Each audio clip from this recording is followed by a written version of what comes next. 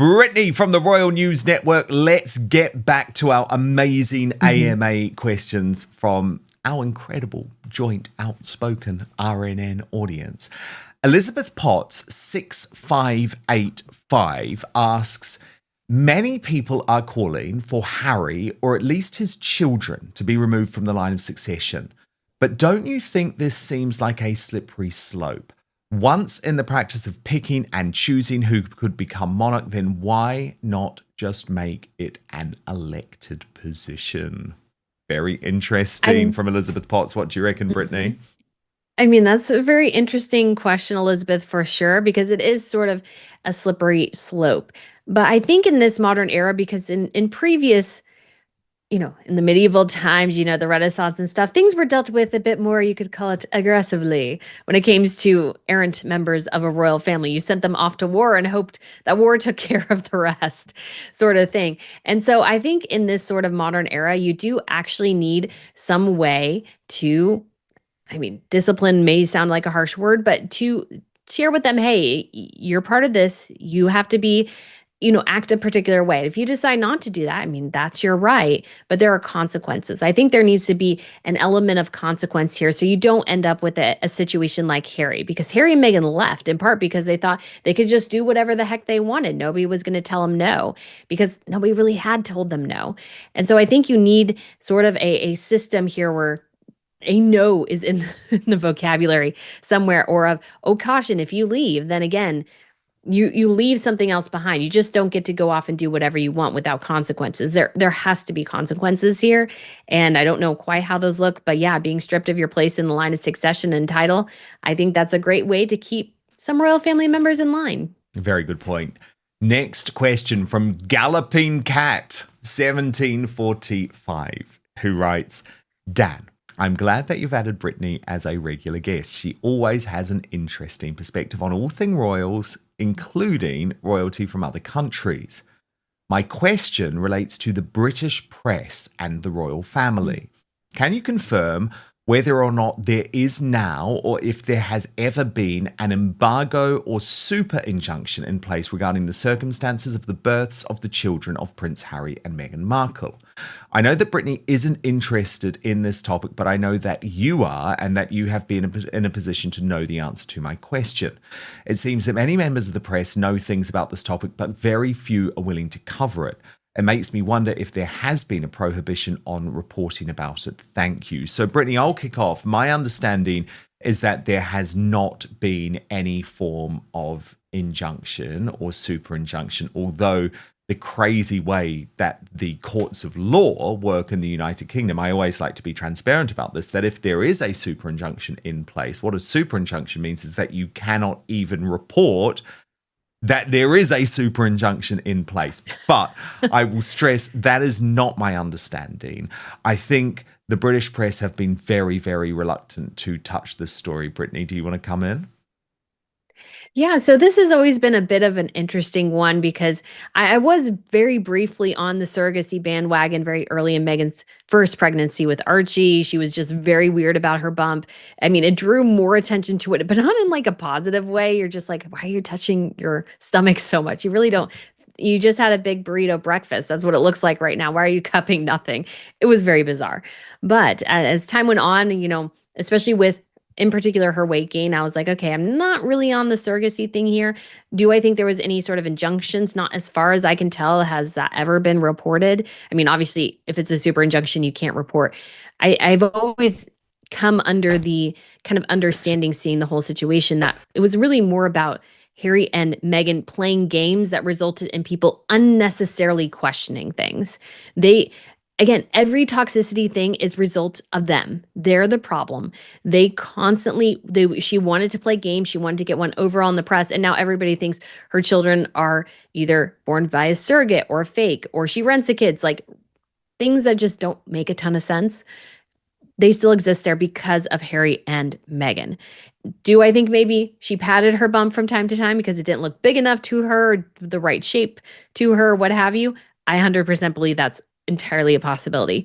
But the whole pregnancy, no. If you know surrogacy laws in the UK, I believe my understanding is that not only can you not pay somebody to do it, so you can't actually, like in the United States, you can pay somebody to be a surrogate. That's not the case in the UK. But also as well, I believe Meghan would actually have to technically adopt Archie if he was not born from her. The legal guardian of the parent in the UK, which is a complication as well, is always the mother who gave birth, and then the adoption can be organized later, whereas that is not the case sometimes in the United States. So all those legalese to say, as far as I'm aware, there's no injunction, there's no great conspiracy here, just a narcissistic woman attempting to control the narrative. And of course, it never goes the way Meghan Markle wants it to go. It always is worse. And the people who are suffering really, truly here are her children. There's so many questions around her kids that are unnecessary, but she's a narcissist. So that's what happened. At Frommy Benchpin 5717 asks, "Hi Dan, love you and your show so much." Oh, thank you very much. "I would ask Brittany if Netflix will cancel Meghan Markle's cooking show after the Centre Bali scandal. Meghan is most likely behind Prince Harry's actions because she is the biggest bully of them all." So, Frommy Benchpin has a clear view. Isn't the problem, Brittany, that at this point Netflix are all in? They can't cancel. It's filmed.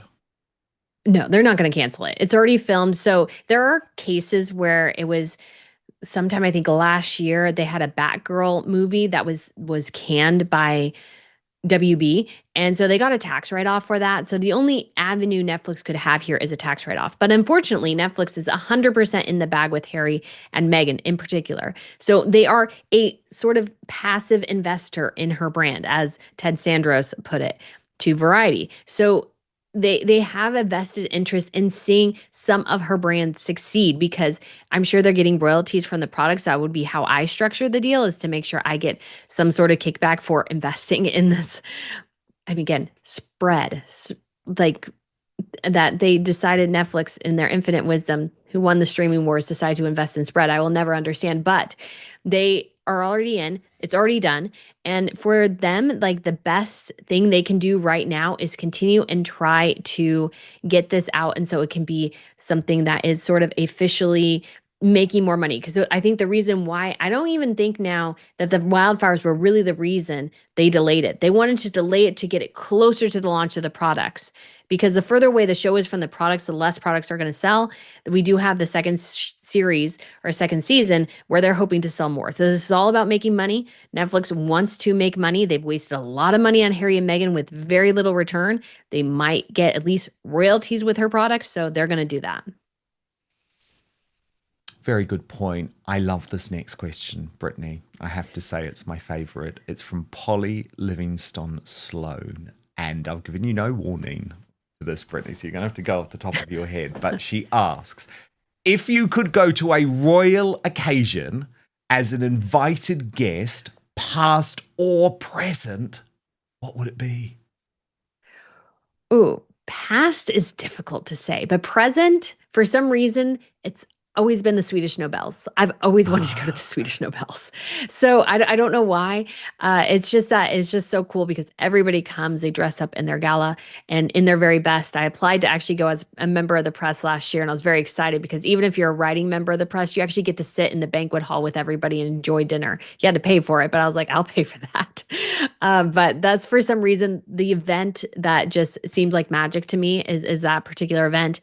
Now, it would also be, I don't think we're anticipating any big royal wedding in the future in terms of like an heir getting married. That's always a huge occasion, but the other royals tend to have more tiaras at some of those type of wedding events. So I'd love to go to one of those as well. I've been lucky enough to be able to cover a state visit and see Queen Mary wearing a tiara in person. That was very, very exciting. But for some reason, the Swedish Nobels, that's like the thing I want to see. I love don't that. know why. Yeah, and I think it is worth going back. I've spoken about this with Lady Colin Campbell before, but right back in May 2019, it was the 10th of May 2019, I posed a whole load of questions to Buckingham Palace about the birth of Archie because I've never believed that the circumstances around the birth of Archie were normal. And I was trying, from my position in the mainstream media as executive editor of The Sun, to try and get some answers. And I think it is just worth sharing with you, Brittany, what I asked them then and what they told me just to see if it adds up at all. So these were all official on the record from Buckingham Palace.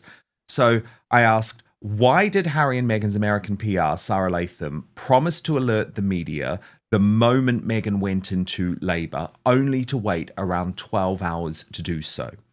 And they answered, we have always made clear the wish of the Duke and Duchess of Sussex that the birth would be a private event, as stated in our Royal Comms operational note issued on April 10.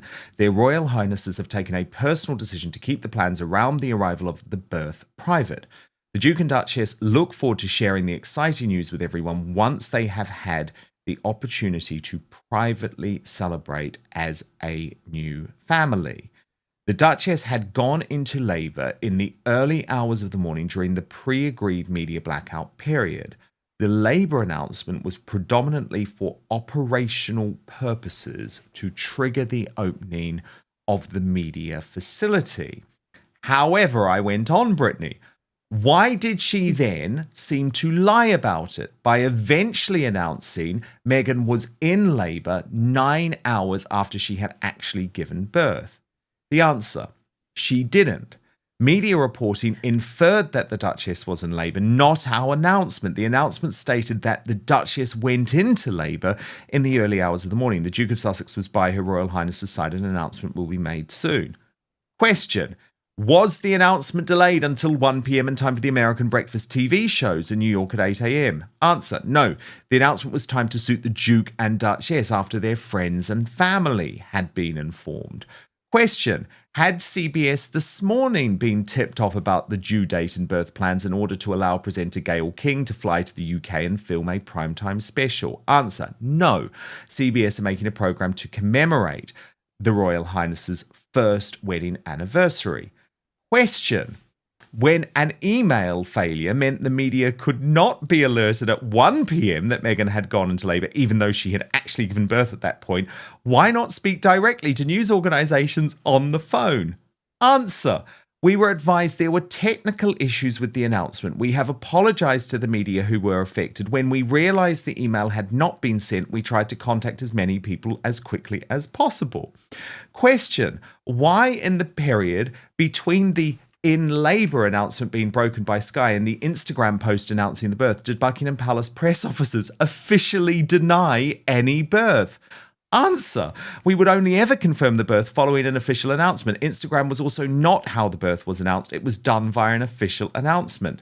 Question, was the 12:40 p.m. embargo on little Archie's first appearance put in place to maximise coverage on US morning TV shows? Answer, no. The photo call at 1200 with embargo of 12:40 was timed to fit around the timing of the Sussexes' visit to Windsor Castle to introduce their son to his great-grandparents. Question, given Prince Harry spoke publicly about the birth in such lovely detail, why not inform the media of where it took place in order to stop speculation and unnecessary false reporting? Answer, we have always said the birth would be private in accordance with the express wishes of the parents and make it clear on the day we would not be releasing the information. In this context, it is very unfair to blame individuals for stories which the press chose to run. So, Brittany, the reason I wanted to go through all of that is to show that, number one, I have been on this story from day one. I knew something didn't add up. It's quite incredible that at the time, Buckingham Palace were prepared to answer those questions on the record. That went against all of the protocol, and it showed their huge concern about the dodgy nature of this. You know, the emails were down. Why didn't you just make a phone call? But even all of these years on, it doesn't make sense to me, Brittany. I mean, if you look at the whole thing, it's just a mess. You see Buckingham Palace bending over backwards in order to try to justify trying to placate Harry and Meghan. When the answer should have been from Buckingham Palace, when Harry and Meghan were like, well, we want to do all these things our own way. It should have been, no.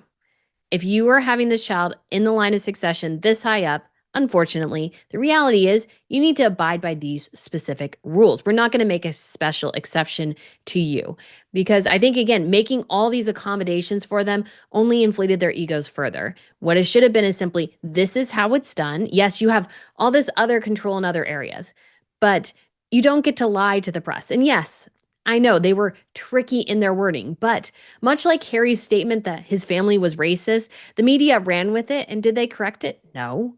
Did they correct it when Archie was born? No. They should have just said, Archie has arrived.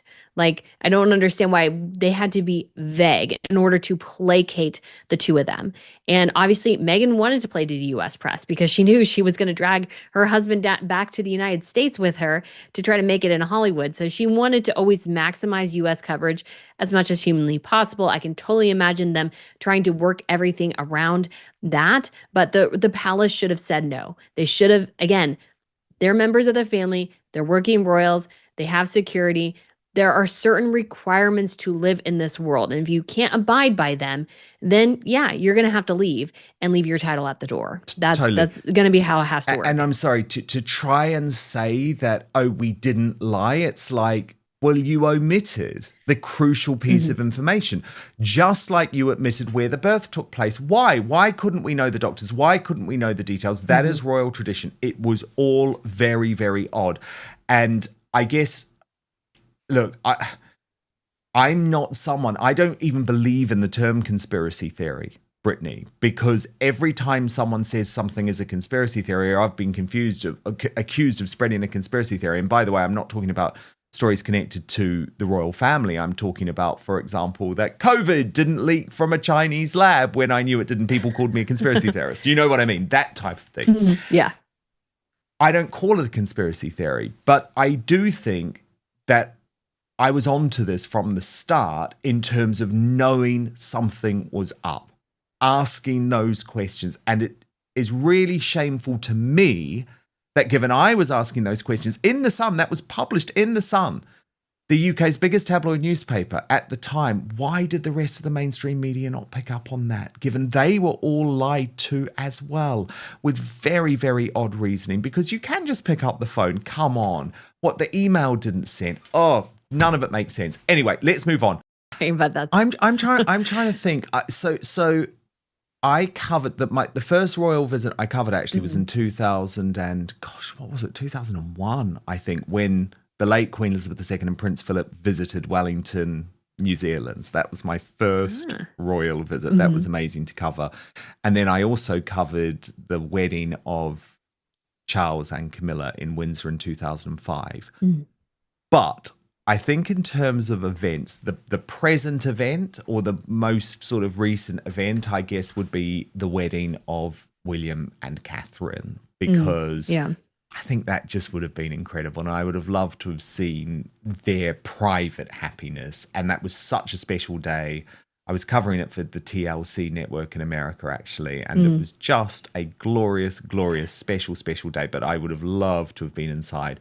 And I think in terms of a past event, Brittany, for me, it's got to be the coronation of Elizabeth II.